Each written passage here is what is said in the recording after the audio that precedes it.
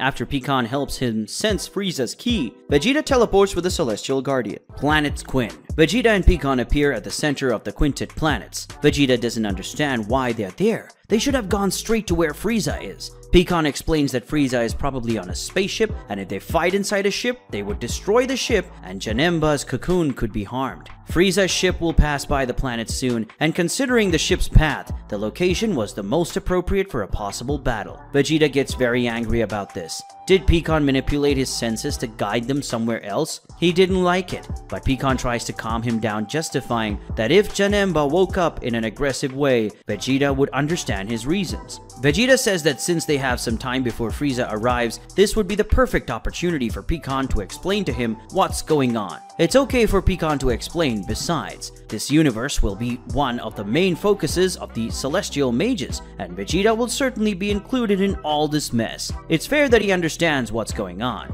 Meanwhile, in Universe 8, Liquor is apparently succeeding in his mission. He carries the cocoon of the primordial beast that was in his universe. As he carries the cocoon, Liquor in his thoughts says that it was difficult to convince those guardian pups to let him bring it. But it's not like they had a choice. After all, they couldn't oppose the god of destruction. These guardian pups Liquor refers to are probably apprentices and are the trio of demons that faced Cooler and his men. If that's the case, in fact, they could never oppose a god of destruction. When Liquor finally lands on his planet, someone calls him, complaining that he took too long. Liquor immediately looks at some trees and orders that person to leave. The person jumps out of the trees. Looking at this person, Liquor in thought notes that even without emanating energy, he can feel that she is someone extremely dangerous. The destroyer orders the invaders to present herself at once. She refers to him as the one who is known as one of the most intelligent and studious among the gods of this generation. So even though she's different now, can't he recognize the great war queen goddess of the realm of Zarat? After she says that, Liquor finally recognizes her. She is Tyra, the great mage warrior. She's part of the group called the Five Great Celestial Mages. The mage congratulates the destroyer. He's right, but Liquor isn't in any good mood as she is. After all, it's a great petulance for her to be in his universe, especially on his planet. She apologizes. She didn't mean to offend him, but they can sort this out really fast. He just needs to give her Hatch's cocoon and she's gone in an instant. With this, we discover that the primordial beast that is in Universe 8 is called Hatch. But Liquor doesn't like the mage's idea, nor does he think he's going to hand over Hatch. And then the destroyer of Universe 8 makes his combat stance. Tyra is not opposed to this idea. She licks her lips in excitement. Meanwhile, on planet Earth of Universe 7, in some desert on the planet, Oob appears. He's running from a dinosaur, and he's got a barrel on his back. But someone is watching this from the top of a rock, and that person, when given the opportunity, lunges at the dinosaur with a kick, which is enough to defeat the monster. That person is King Chappa, whom Oob refers to as Master Chappa. That is, King Chappa is the master of the boy Oob. For those who don't know, there is official information stating this, that Chappa is the one who trains Oob, which is why the boy knew martial arts when he fought Goku in the tournament at the end of Dragon Ball Z. Anyway, Chappa scolds Oob. He could easily run away from that creature if he hadn't been carrying that bottle of water. He shouldn't take unnecessary risks. Oob justifies that he wanted to bring some water to his people. He wanted to be able to relieve them. But Chappa, while patting his disciple's head, says that he understands Oob's reason, but he is very strong and will surely be the one who will bring prosperity to his people in the future. That's why Chappa is training him. But their conversation is interrupted when another creature appears. This time, even Chappa is startled by the creature's size. Is it the other's mother? The great dinosaur roars, and the roar of the beast is fierce. But Oob, in a moment of fear, reaches out at the creature, and then he accidentally releases a huge wave of energy that simply rips the monster into pieces. Oob himself is very frightened by what he has done, looking down at his hands in amazement. But Chappa doesn't share the boy's surprise. He knew that Oob was very special, and he was an extremely kind and gentle heart, much like someone he faced many years ago. This person Chappa refers to as Goku, as he faced Goku when the protagonist was just a child. But another problem arises. Someone mysterious says that Oob did very well, and would have been very inconvenient if he dies. Whoever says that is a person with a face completely covered, but by the clothes he's wearing, one can tell he's one of the Celestial Mages. Chappa asks who he is. He seems to be a suspicious guy, but the mage tells him to get away. He doesn't have time for trash. Chappa assures him he won't say that in a few seconds, and then he lunges at the mage, but he suddenly feels something and falls to the ground. Bored, the mage says that he couldn't even get close. If he had boosted his energy even a little, the Earthling would have been torn to pieces. Oob screams desperately for his master as he runs towards him, but is startled when the mage rushes in front of him with incredible speed. The mage extends his hand to capture Oob, saying that the boy will go with him, but to everyone's surprise, a hand grabs the intruder's wrist. Beerus appears. The mage smiles. He was very skilled at getting so close without being noticed. Beerus the Destroyer, the god of destruction, with a serious expression tells him not to get too excited. Now the invader will have to deal with him directly. Meanwhile, on the planet Quinn, Pikkon has just explained to Vegeta the whole situation. Vegeta now understands what's going on, but asks why they don't use the Super Dragon Balls to solve this whole situation, as these orbs can grant literally any wish. Pikkon says it would be great to have that option, but the Super Dragon Balls were destroyed. Now neither the Super Dragon Balls nor any other Dragon Balls can be used, as the smaller orbs were connected to the larger orbs. Vegeta is very worried about that information.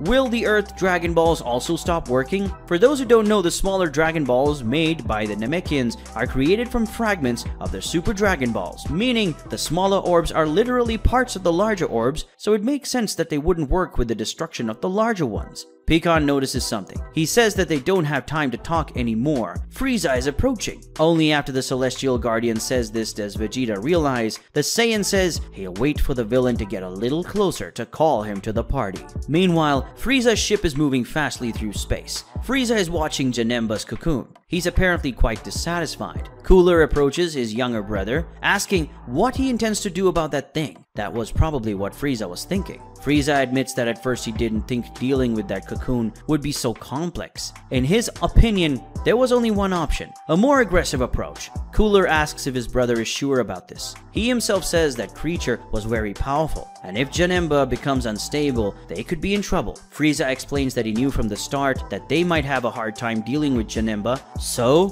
Kikono all this time had been working on a special super tech collar far more powerful than the one used to keep Broly in check. Cooler says he won't be cowed either way. If the only way to free Janemba is the hard way, so be it. They just need to find a suitable place to do this. Suddenly, the ship shudders. Frieza, surprised, asks what's happened. Kikono, fiddling with the ship's computer, informs Frieza that a shot was fired near them and that he's going to look for where it came from. Kikono quickly finds the source of the shot and shows it to Frieza through a hologram. Frieza recognizes Vegeta but wonders who that person is with him. Cooler recognizes that name and asks if this guy Vegeta isn't one of the Saiyans Frieza said had surpassed him, and also the last member of the Saiyans' royal bloodline. Frieza confirms and says he's probably there to stop his plans. Cooler gets angry and says this is their opportunity to eliminate that worm. Frieza, equally angry, agrees. He asks Kikono where Vegeta is. Kikono says he's on a quintet of planets called Planets Quinn, not far from there. Frieza says they're going to fly and asks Kikono to keep his distance, but for him to approach the ship discreetly in case they need any assistance. After giving these instructions to Kikono, Frieza looks at Linzur, who notices the Emperor's signal. Cooler and Frieza fly to the planet's Quinn. As soon as he sees them land, Vegeta recognizes that person accompanying Frieza as someone of the same race as him and Cold. Frieza greets Vegeta with a fake smile, saying it is a displeasure to see him again. He also asks what the Saiyan Prince wants with him. The answer comes from Pikkon, who demands that Frieza deliver Janemba to them immediately. He do this in name of the Celestial Guardians, and if Frieza doesn't do as he orders, Pikkon will have to use force. But Frieza is not intimidated. Celestial Guardians? Wasn't this the same group as those 3 worms that were guarding Janemba? But Vegeta advises Frieza to choose his enemies wisely. This man was once a god of destruction, and he might have the same level of power as Beerus, or maybe he's even more powerful. The information really shocks Frieza, a god of destruction who might be more powerful than Beerus. Cooler asks his brother to keep his composure so he doesn't embarrass their family. Besides, they've trained a lot lately and their power has grown a lot. He's sure they can win, but Frieza disagrees. Cooler doesn't understand. This is a battle it definitely can't win. Upon hearing that name, Vegeta recognizes him and is very surprised. In thought, Frieza reflects that Cooler hasn't yet seen the power of a god of destruction, so he doesn't have much sense of the danger they're in. There is only one way for him to be unharmed from the situation. He apologizes to his older brother, but he will have to dispose of him sooner than expected. Frieza suddenly screams for Linzur. The ship was already close to the planet, as Frieza instructed Kikono. Linzur hears the Emperor's call, and so he teleports to the planet. touching Frieza, he takes the Emperor back to the ship, leaving everyone shocked, especially Cooler. Frieza orders Kikono to get them out of there immediately, and he hastens to obey. The ship leaves at great speed, and Cooler, seeing that he has been betrayed, curses his brother.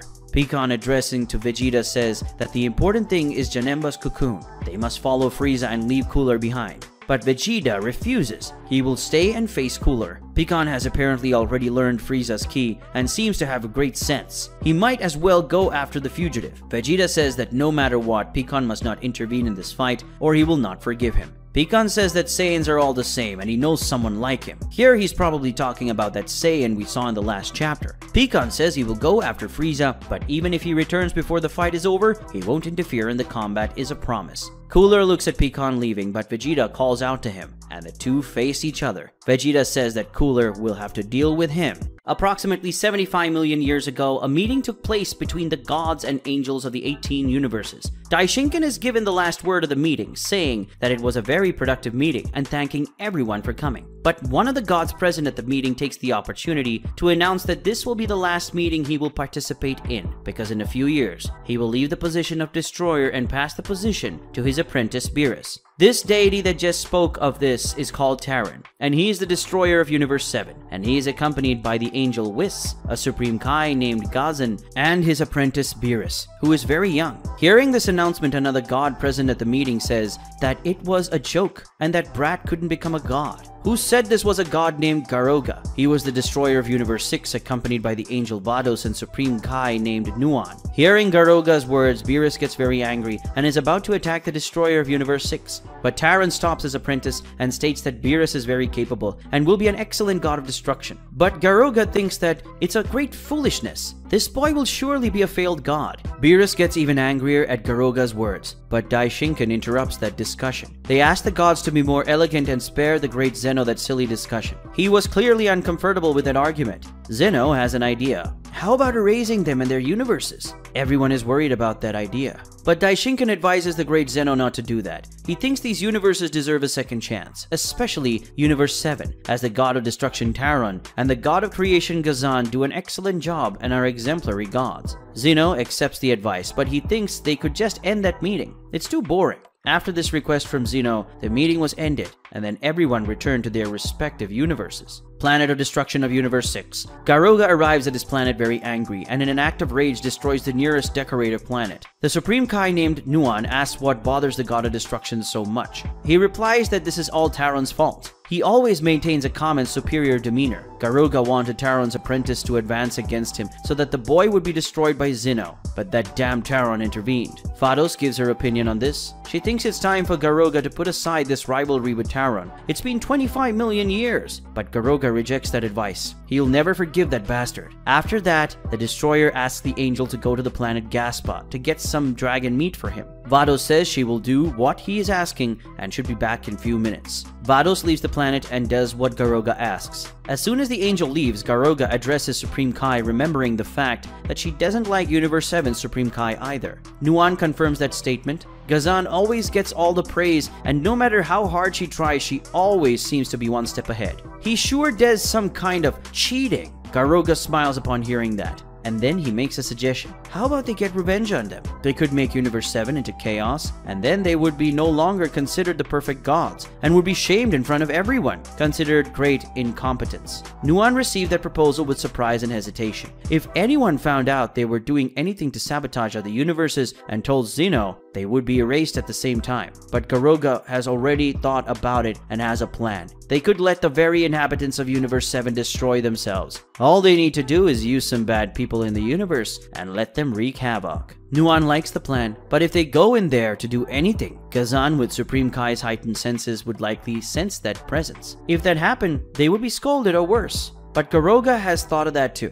There is a place in the universe where not even Supreme Kai can see. She knows what it is, right? Nuan is surprised. That place? Oh yes, that place, answers Garoga with an evil smile on his face. A few days later on Universe 7's planet of destruction, an intense battle takes place on the planet, and the impact of the blows causes an intense wind across the planet. Who is fighting is Beerus and Taron. the god of destruction's apprentice tries to land a sequence of blows on his master. Terran blocks the attacks with extreme ease, but in a moment, Terran's counterattacks landed a strong attack on Beerus's abdomen, who immediately stops attacking due to the pain of the blow received. After doing so, Terran advises his student, explaining that the boy is very angry, and if he fights like that, he will waste too much energy on his attacks, in addition to leaving gaps for counterattacks. But Beerus, after recovering from the pain and very angry with his master's lessons, yells that he doesn't want to be lectured and then creates a globe of destruction energy which surpasses Terran, who is surprised that he is able to use Hakai at that level. Beerus launches the Hakai at the god of destruction, who holds the attack and launches it in another direction. But Beerus takes advantage of Terran's distraction and lands a strong attack on his master, who retaliates with a slap in the face of Beerus, who goes to the ground. With this attack, Beerus gives up the fight stunned. As he lands, Terran asks him what happened to Beerus, probably referring to the disciples' dark mood.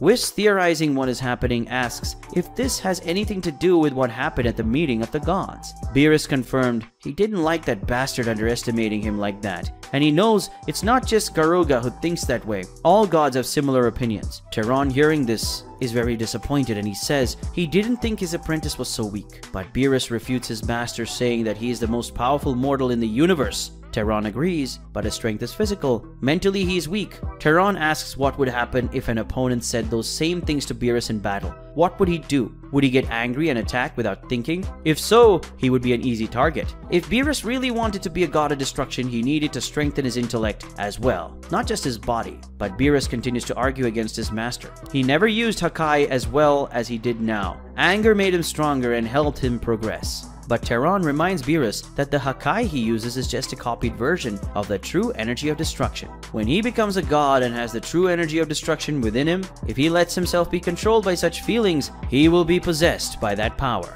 Beerus, very stubborn, continues to confront his master, saying that he thought that to use Hakai, he only needed to think about destruction. That's exactly what he was doing about that idiot. Terran is disappointed. Hasn't Beerus learned anything in these last years of training? Destruction involves much more than just feeling hate. It's necessary to understand the cycle of things and the need for destruction to build something new and better. This is the true essence of the work of the god of destruction. Above all, the destroyer needs balance. But Beerus doesn't want to listen to these lessons. He wants to go home and asks if Whis could take him. Terran asks Whis to do this. Beerus won't get results if he trains like this. As he takes Beerus home, Whis asks if he's still angry. Beerus asks how he wouldn't look. He hates being underestimated. But Whis tells him not to take it personally. The reason to Garoga criticizing him so much has nothing to do with him. In fact, it's all because of Terran. They are rivals for many generations. Whis explains that Terran and Garoga were born in Universe 7. They lived on neighboring planets, and as their planets were scarce in resources, their races were in constant war.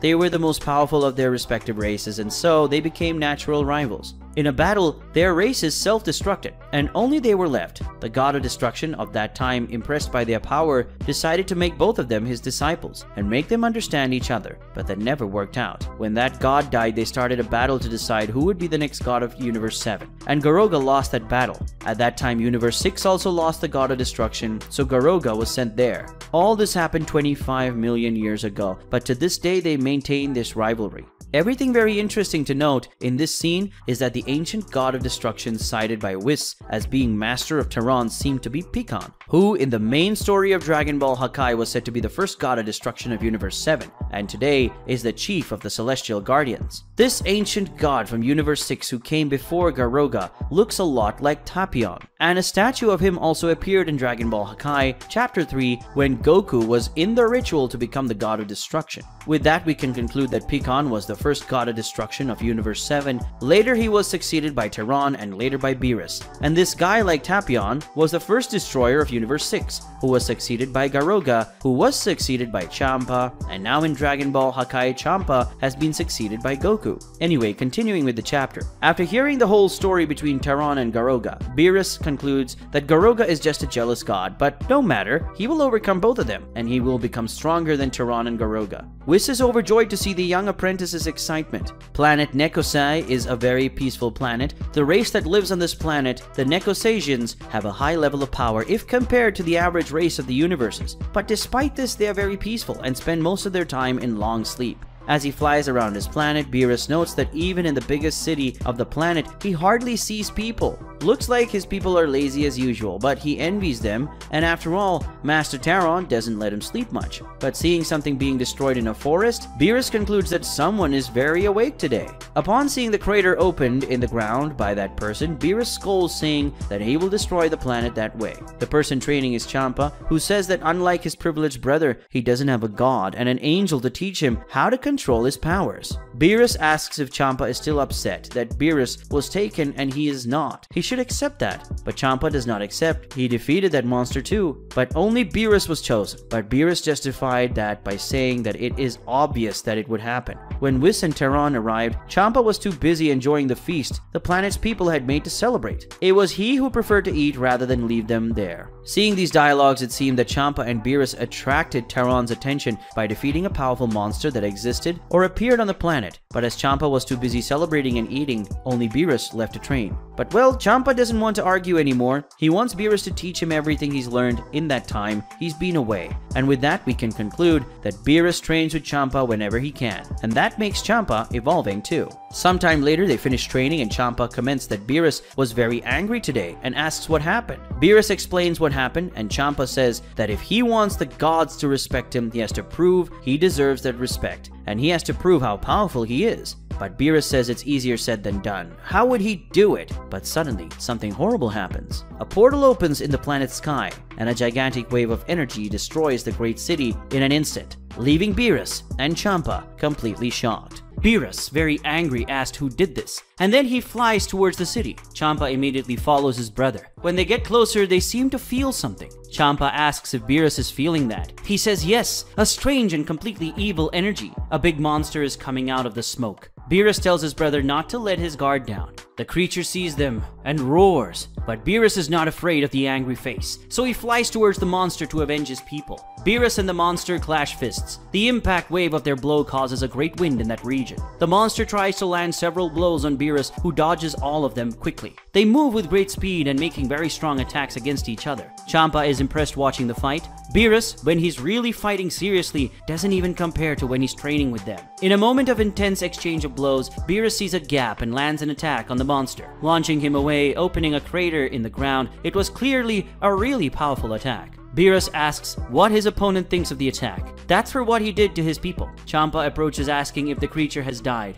Beerus answers yes, but to contradict the young cat, the creature gets up. Surprised, Beerus asks if this is some kind of prank, but it is not. The monster charges at Beerus at high speed and grabs him, carrying Beerus into a forest and causing massive destruction to the ground as they fall. Seeing the destruction caused on impact, we know it was a really very powerful attack. Beerus is clearly affected by this attack, and he's pinned to the ground by the monster. The young cat was in a bad situation, but rescue arrives. A few explosive attacks hit the monster in the back. Then Champa arrives, hitting a kick that pushes the creature. And then Beerus' twin brother completes the attack by launching a sequence of ki blasts at the monster. After this triumphant entry into combat, Champa asks Beerus what that thing is. It's so unlike anything he's ever seen. Beerus doesn't know either, but it seems he has something against him. The monster is already on its feet and it emanates an enormous amount of energy. Champa notes that the creature seems to be getting stronger. If they want to have any chance of victory, they need to fight together. Beerus hates the idea. He didn't want to have to fight Champa, but he doesn't have much time to complain.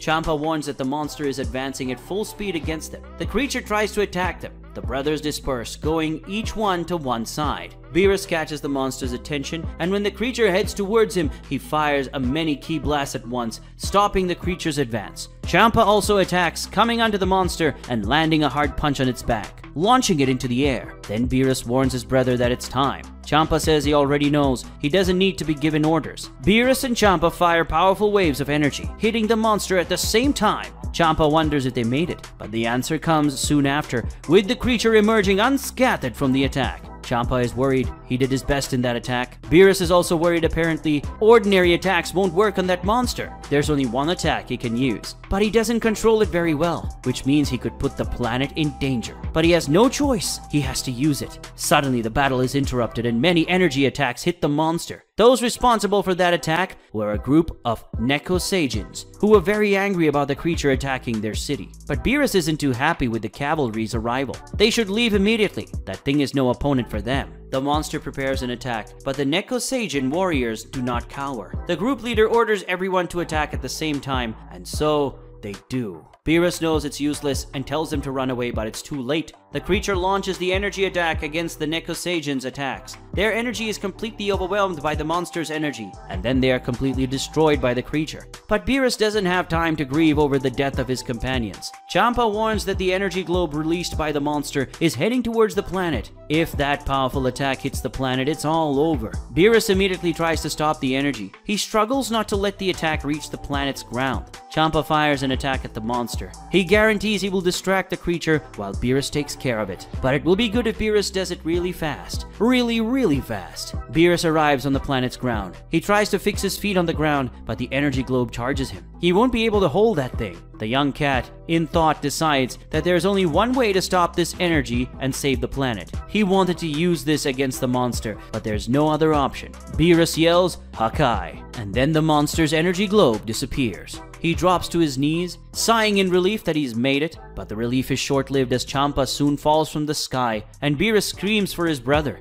Champa, before passing out, warns that the creature has gotten even stronger, and so he passes out. In the sky, the monster creates another energy globe, and after accumulating a lot of energy in this next attack, it launches towards Beerus. As he watches the attack coming towards him, Beerus reveals that he has no more energy. He used up almost everything he had on Hakai, but even if he still had the energy to fight, that monster has already evolved too much. Now it greatly surpasses the power of the young warrior of Nekose. That was the end. But suddenly something happens. The monster's attack disappears. The person responsible for its praise is the young warrior, and upon opening his eyes, Beerus is surprised. The one who arrived says that Beerus honored his role as the disciple of the God of Destruction, but that was a job for the God of Destruction himself. And then we see Taran, who has just arrived alongside Whis and Supreme Kai Gazan. With the invasion of the mighty demon that grew more powerful by the moment, the fate of Beerus' planet seemed to be set. But the God of Destruction arrived. Taran, along with Whis and Gazan, observes the situation. Beerus asks what he's doing there, and the destroyer explains that the King Kai of the sector saw what was happening and warned Supreme Kai Gazan, and Gazan took them there. The monster suddenly starts releasing energy wildly, and the creature's roar made everything shake. Taran, seeing this, remarks that if the monster continues like that, the planet is at risk. The monster heads towards them, thirsty for blood and destruction. The God of Destruction looks to the God of Creation, and only with Taran's look, Gazan knows what to do. The Supreme Kai teleports behind the monster, and touching the creature, uses the Kai to get the beast out of there. Beerus asks where they went. Taran explains that Gazan will take the monster to an inhospitable planet where they can deal with the creature without worry. In the blink of an eye, Gazan returns. Taran tells Beerus that he should go with them. This is an opportunity for him to see him do some different work. They arrive on the inhospitable planet with the Kai Kai, and immediately the monster rushes towards them. Taran goes into battle, kicking the beast and knocking it away. Meanwhile, Beerus asks Whis where the monster came from. He didn't know such a powerful being existed in the universe. Whis says that he didn't know of the existence of the monster until now, but from the energy he feels coming from this creature, it doesn't seem to be from this world, but from the Makai world. Beerus recognizes that name. Isn't this that world where there are only demons? Whis confirms the energy of this creature is very similar to the energy of the beings that live there. But still, Beerus is surprised. Are there such powerful beings in the Makai world? Now it is Gazan who responds to the young warrior, saying that the Makai world is a very mysterious place, and that not even he, with his Supreme Kai senses, can know exactly what happens there. But that's not the biggest problem. The truth is that their world shouldn't be accessed so easily by those who live in the Makai world. So how did this creature get here?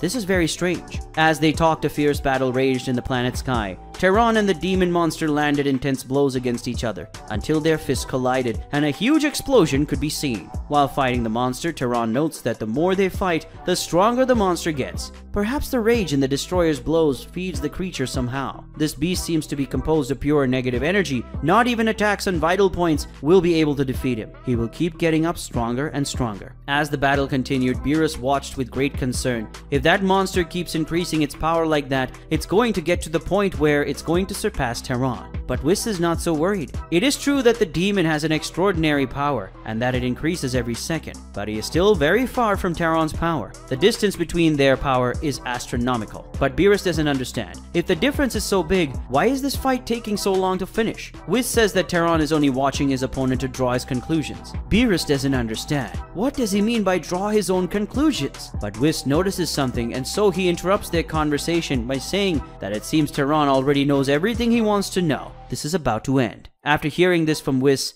Beerus pays attention to their fight. The monster fires a very powerful energy wave at Terran, so powerful that it completely engulfs Terran's body, and can be seen from outside the planet. But despite being hit by the titanic attack, Terran is not injured. He calmly holds the creature's hand and then he says, "You are a beast that feeds on hatred and the impetus of battle, and therefore you should be invincible for any warrior. But not even an abomination like you can resist the purest form of destruction, which carries no hatred or any kind of emotion. The destruction that comes to purge all evil from the world." As he hears these words from the destroyer and sees him pointing his hand at him, the creature screams madly, as if he knew what was coming and feared it. And then Terran shouts, "Disappear from existence, Hakai!" A powerful flash of light can be seen. Whis and Kazan watch it intently and calmly, unlike Beerus, who's very impressed to see his master's power. After the powerful demon disappears, Terran remains for a while in the place where the creature left, reflective. Meanwhile, the other three at the scene approach him. The first to speak with the god of destruction is Kazan, who asks if Terran noticed that. The destroyer noticed. With all that evil energy emanating, the monster could only have come from the Makai world. But how could such a monster have reached the mortal world? Beerus says that this creature arrived on his planet through a portal, and for some reason seemed to be after him,